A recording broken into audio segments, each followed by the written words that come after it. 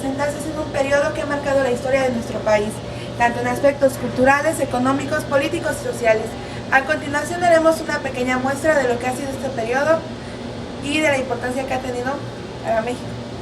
En México, a lo largo de su historia, una de las épocas más emblemáticas e importantes que han marcado huella imborrable han sido los años 60, con acontecimientos como el movimiento estudiantil en 1968, que terminó con un trágico final en la Plaza de las Tres Culturas en Tlatelolco, y las Olimpiadas durante el periodo presidencial de Gustavo Díaz Ordaz, quien sucediera en el poder a Adolfo López Mateos. En 1968, la Ciudad de México tenía 7 millones de habitantes, según el censo de aquella época. Esta apenas comenzaba a reconocer los problemas y desafíos de la modernidad, como en el caso de la televisión, los medios de transporte, la manera de vivir, la liberación femenina, las costumbres, la educación, las ideologías y demás aspectos culturales y sociales que afectaron la economía y los hechos políticos del país. Nosotros somos el equipo conformado por Gabriela Jiménez, Cristian Valencia y Mariana Lozano. Tenemos al señor Guillermo Lozano Ramírez, el cual vivió en la época de los 60 en la colonia Doctores y en la colonia Aquiles Cerdán en la Ciudad de México.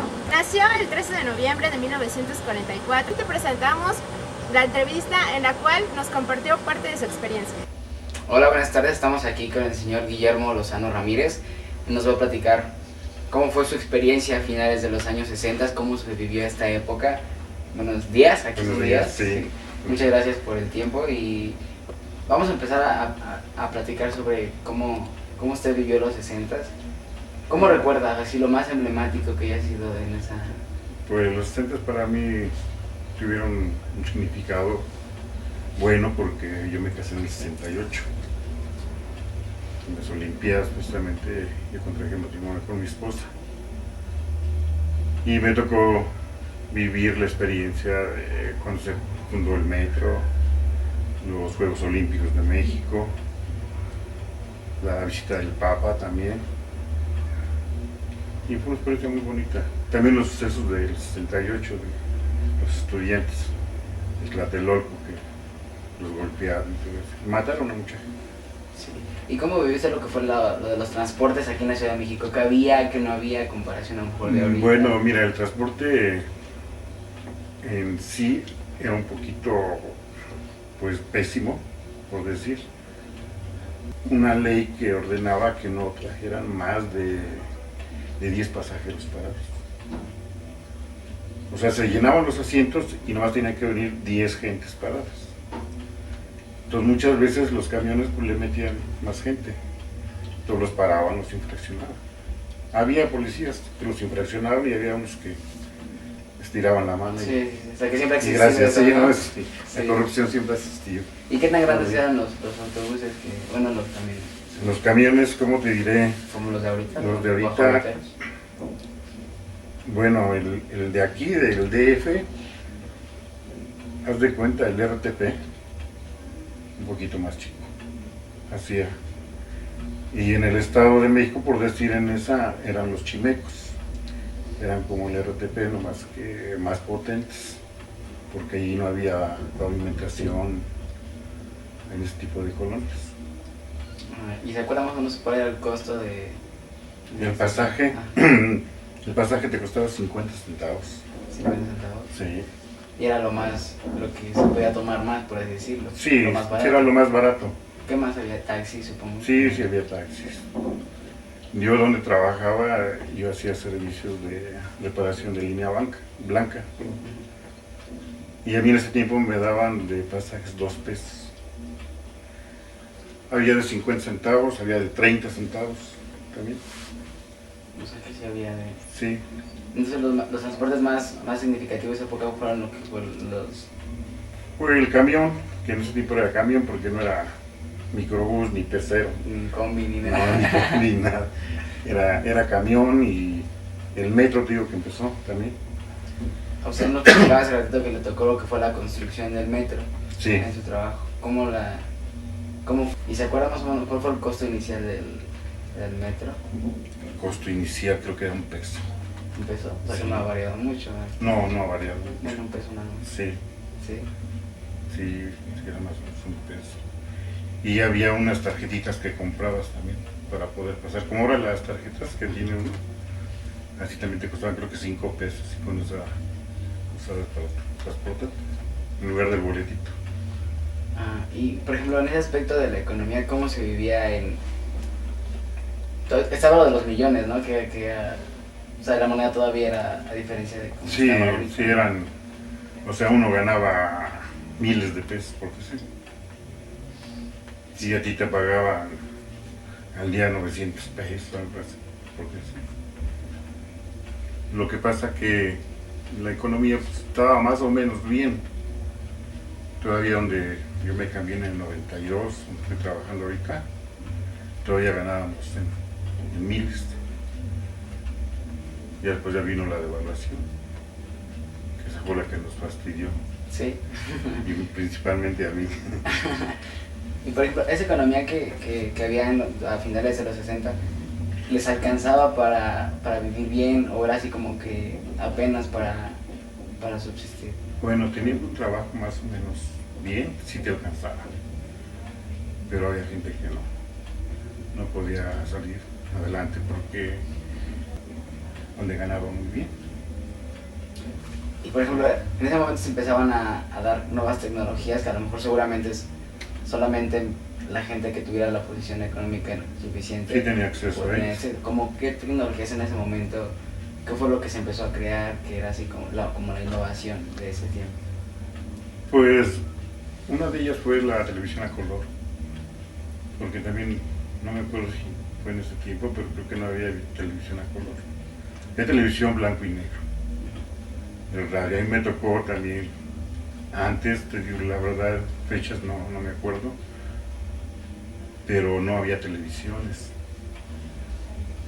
Cuando yo estaba joven, estaba chico. Y ya en ese tiempo fue eso, lo de la televisión a color, los satélites, los viajes a la luna, todo eso. Se empezaban a Empezaba a darse cuenta, ¿no? ¿Qué contenido les ofrecía en la televisión en ese tiempo? A lo mejor en un horario en lo que la familia se reunía, ¿qué era lo que la familia veía en ese? Pues más que otra cosa, bueno, uno como aficionado a las luchas, te pasaban las luchas en las noches, por decir, como 7, 8 de la noche.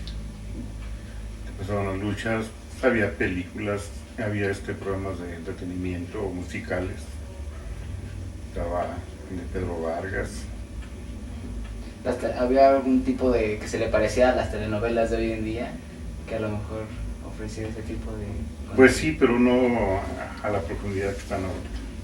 ¿No? ¿Y qué horario más o menos en la noche o al mediodía? Es que era variable, te digo, muchas veces en la noche tenías la opción de ver un programa musical con Pedro Vargas, artistas que invitaba, con Paco Malgesto.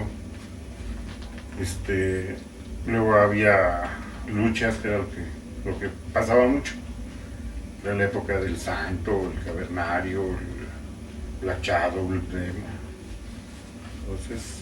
Y por ejemplo, para niños que a lo mejor niños casi no había, era más para adultos. Sí, era más para... La radio tenía un poder muy fuerte, ¿no? Sí. Más, algo que se acuerde de... Tranquila, por ejemplo, el fonógrafo de la voz.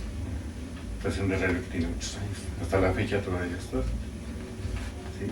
Eso y pues oías el fútbol por el radio, que también no había luego lo de la televisión. O habíamos mucha gente que no teníamos posibilidades de tener un televisor. Cuando empezaron a salir hubo mucha gente que no tenía. Entonces había lugares, por ejemplo, un familiar compraba su televisión y ya todos íbamos. ¿Y realmente se fomentaba el deporte en ese tiempo? Así... Pues mira, en ese tiempo se jugaba mucho el béisbol, había mucha afición por el béisbol. El fútbol empezaba a ganar, digamos, gente. ¿O cómo se vivía en la noche en la Ciudad de México? Había a lo mejor... Bueno, la noche era tranquila, había, en ese tiempo se le nombraban cabarets, no, ahora son centros nocturnos. Entonces había cabarets, había ahí en la colonia, los Doctores y la colonia obrera, era donde había muchos. Lo que es ahora el eje Lázaro Cárdenas, en ese tiempo era la calle del Niño Perdido. Entonces había varios centros nocturnos. Por eso sí conocíamos, digamos, lo que era Niño Perdido, pues yo andaba ahí en patines también. También lo que veía mucho era el box. En ese tiempo también el box. Hubo en la época de Memo Díez, Pajarito Moreno, Ratón Macías, que acaba de morir poco. Sí, y en las noches te digo, sí, la gente se iba. Había salones de baile, por ejemplo, en Colonia, California, Los Ángeles. Iba la gente a bailar. Y por ejemplo, ¿cómo se vestían en ese tiempo las mujeres, ustedes? Supongo, a lo mejor había alguna moda en ese momento de vestirse que... Sí, pues había modas. Uno, pues normalmente el pantalón vaquero también. Tu chamarrita de cuero, tu boina, gorrita, cualquier cosa. Agarraba uno el cinturón, por ejemplo, en lugar de amarrártelo aquí, se lo pones acá a este lado. Aquí te lo abrochas. Eso era la Sí, moda. esa era la moda, no, porque extendía uno acá, un rebelde sin causa. Así había una película que se llama Sí. Rebelde sin causa. Entonces, te digo, los coches que en ese tiempo había el Ford, el Chevrolet, el Pontiac. La mujer era más recatada en su vestir, un poquito más recatada. Como a lo mejor usaba faldas pero más largas. Sí. Sí, yo por ejemplo, mi esposa la conocí pues, con vestidos hasta acá. Y te digo, a mí me tocó vivir la época de los 60 bonita porque fue en ese tiempo cuando yo en el 68 me casé. Aparte de vivir lo de la Olimpiada, también estuvo muy bonito aquí. Lo de la represión de los estudiantes, los que mataron en Tlatelolco. Afortunadamente no me tocó por ese lado cuando estaba trabajando. Pero sí me tocó vivir esas cosas. Ya salías con miedo. En ese tiempo había agentes del servicio secreto que les nombraban. Andaban en coches particulares, te asaltaban, normalmente porque te asaltaban. Fuera lo que fuera. Sí, tú ibas trabajando, digamos, a mí me tocó una vez, iba en una combi como 8. Yo traía una petaca donde traía refacciones y mis notas donde yo trabajaba. Y ahí en la colonia del Valle me detuvieron. Entonces querían que me subiera, le traigo nada, aquí traigo una identificación personal, aquí traigo la nota donde trabajo. Iba yo a 2 cuadras a División del Norte, iba a arreglar un refrigerador. Pues no, se bajaron, me golpearon, me subieron. Sí. Me sacaron todo. ¿Y qué era lo que se decía de ese movimiento? La versión así oficial, por así decirlo, ¿por qué se había dado? ¿Por qué los jóvenes estaban así? Pues porque había un poco de, o sea, te venían como reprimido. Y era en la época en que tú, por decir, querías cambiar, o estaba uno cambiando. Te vas cambiando mentalmente porque pues uno veía injusticias. Entonces era el tiempo de Díaz Ordaz, que el señor era muy prepotente también. Entonces no te dejaban, tenías unas restricciones porque en ese tiempo pues, tú estabas en la calle platicando, te mandaban las patrullas a las panel, uno le decía la racia. Iban, te subían y te llevaban a una delegación. Y hasta que no pagabas una multa te dejaban salir. Y tú no estabas haciendo nada más que estar platicando en la calle. Y para él era malo. Entonces, ¿usted cree que verdaderamente Díaz Ordaz fue un represor? Que realmente... Pues fíjate que sí, digamos, a mí no me tocó como estudiante, porque yo ya trabajaba. Yo creo que él se empezó a dar cuenta que la gente empezó a ser más inteligente, a pedir más cosas, a exigir más cosas dentro de lo normal. Pero yo creo que no le gustó al señor. Yo tuve la fortuna que cuando él fue presidente, dentro de mi trabajo, tuve que ir a la Casa de los Pinos a arreglar una estufa. Entonces tú ahí entrabas y desde que entrabas traía un agente con una pistola aquí. Y a donde ibas tú, si yo estaba aquí, me movía para acá, iba detrás de mí con la pistola. Sí, no te dejábamos nada. Fui con la mamá de él, que la tenía ahí en la colonia Narvarte, en las calles de Xochicalco también. Ibas y no te daban ni, digamos, una propina que te fueran a dar, nada. Era muy gente así, muy prepotente, porque pensaba que uno tenía la obligación de servirles, ¿no? Y yo pienso que si tú das un servicio, pues te tienen que retribuir económicamente. ¿Recuerda que se dijo el 3 de octubre, un día después de lo del movimiento? ¿Qué era lo que se decía? Si es que realmente se decía, así a nivel, los pocos o muchos medios que había. De lo de la matazón y eso. Ajá, ¿lo aceptaron, no lo aceptaron? No, pues no se aceptó. Digamos, yo lo único que en ese tiempo, como te digo, pues un poco de reprimienda de parte de los periodistas, televisión, radio, sobre eso, que no lo quisieron aceptar el gobierno. Pero, ¿cómo se concebía en ese momento el matrimonio? Como algo muy fuerte, a lo mejor a diferencia de ahorita, ¿no? Que ya a lo mejor la idea que se tiene del matrimonio ya no es a lo mejor la que se tenía en ese momento de algo eterno, de algo para siempre. ¿Cómo se concebía el matrimonio? esto pues, influye mucho en la educación que tú traes de tu casa. Que nosotros muchas veces seguimos el ejemplo de los papás, por decir. Aparte, yo te voy a decir una cosa, en ese tipo de situaciones es lo que uno siente. El matrimonio pues, era para toda la vida. Que con la persona que estabas, tu novia, pues tenía que llegar virgen al altar. A ese tipo de situaciones. Que no fuera loquita, que no anduviera por acá. Y se vestía, te digo, más moderado que ahora. Convives bien. Claro que en ese tiempo pues uno le enseñaba más a respetar a la mujer. Por ejemplo, yo a mi mamá no le podía contestar nada. Si me mandaba algo, pues tenía que decírselo y hacérselo. Porque si no, pues se enojaba el papá. Y te reprimía. Y entonces mi papá fue de las gentes que siempre te dijo que ayuda a tu mamá, cuida a sus hermanos, ayuda a sus hermanos. Después lado te digo, pues a mí me enseñaron a ser así. Aparte, mi forma de ser, mi carácter, pues sí. Está del otro lado, supongo. Gente Claro, machista. Claro, toda la vida he vivido eso.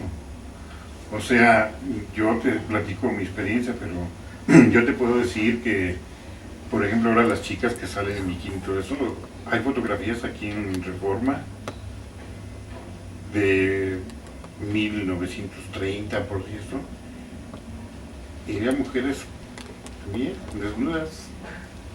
O sea, lo que pasa es que antes era más oculto, más se callaba más. Pero, ¿cómo se vivió esta liberación? Pues mira, había personas que sí les agradaba, ¿no? Principalmente las mujeres, ¿no? Porque era liberación. Sí, sí, sí. Había muchos hombres que no les gustaba. Pero yo para mí, pues sí, estaba bien. Digamos, todos somos humanos, todos tenemos los mismos derechos. Si Dios nos dio el derecho de nacer, pues es que nos lo dio para convivir con todos los que estamos aquí. Y todos podemos hacer lo mismo. Podemos trabajar, podemos guisar, podemos hacer lo que sea. En ese tiempo se veía un poquito mal, te digo, porque desgraciadamente en México siempre ha sido muy machista. Que esta liberación haya provocado otras cosas que a lo mejor no eran tan buenas como lo que realmente era el objetivo de la liberación. Sí, lo que te comentaba yo hace rato, que desgraciadamente como la mujer dejó a los hijos en la casa, entonces hubo más accidentes con los chiquillos en la casa, ya los mismos hijos que se quedaron en la casa, que decían, mamá, ahí te dejo, como así que yo me voy. Entonces ellos hacían lo que ellos querían más o menos, hacían cosas que no debió. De ahí, yo pienso que de ahí empezó a ver lo de que los jóvenes empezaron a drogarse, a tomar, porque no había quienes va uno viviendo. Yo, bueno, mi forma de ser, digo, he ido viviendo conforme, pues va pasando la época, te tienes que adaptar a todo. Tienes que adaptar a las cosas de antes.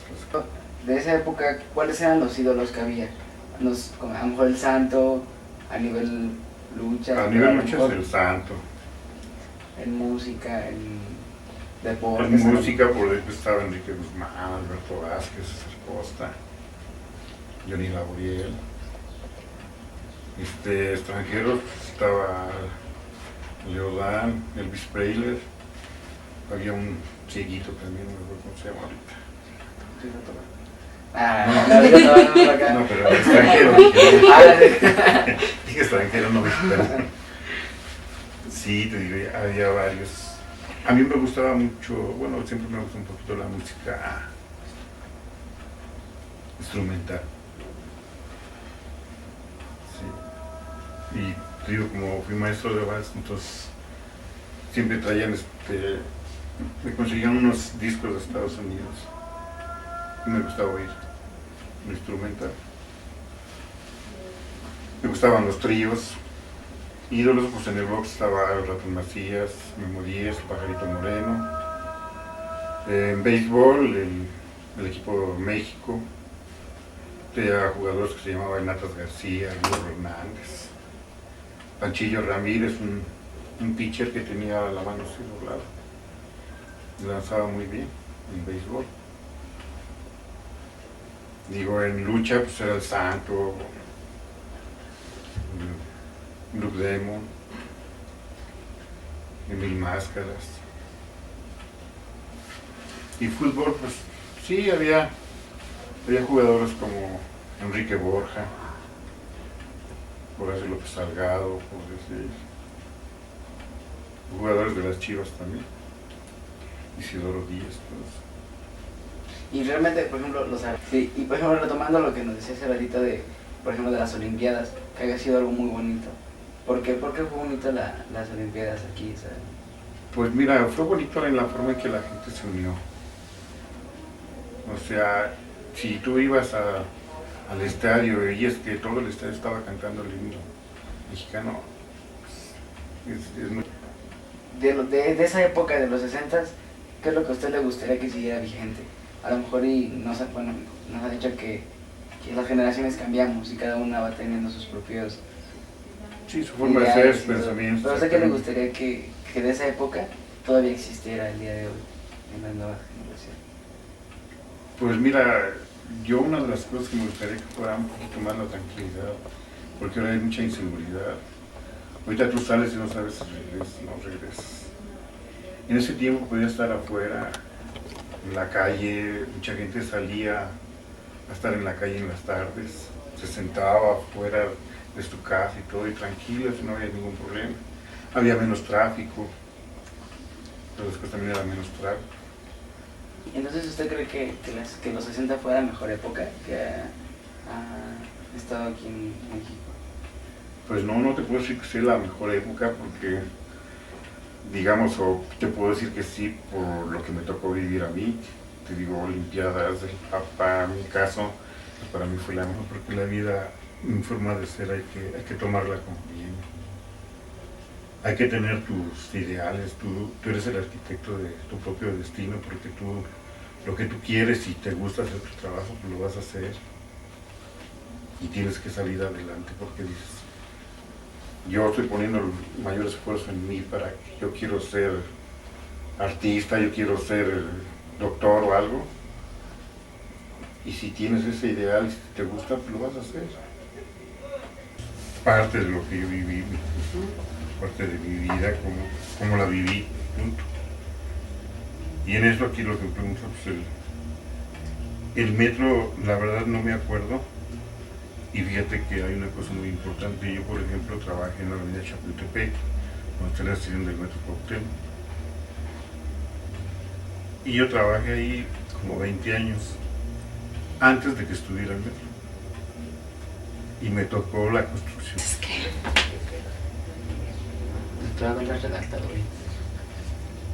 ¿Y estos qué quieren que les conteste? ¿La verdad? ¿Mentiras? ¿O lo que le interesa al público? Pero así decir la fecha, no. Tengo todavía boletos del metro de los primeros. Un poco. Sí. O sea... Ahí también le vamos a pedir que se nos pueda prestar algunas fotos de cuando era joven. ¿Cuándo era joven? Ahorita ya después de la entrevista, si no las puede. Sí, tengo fotos.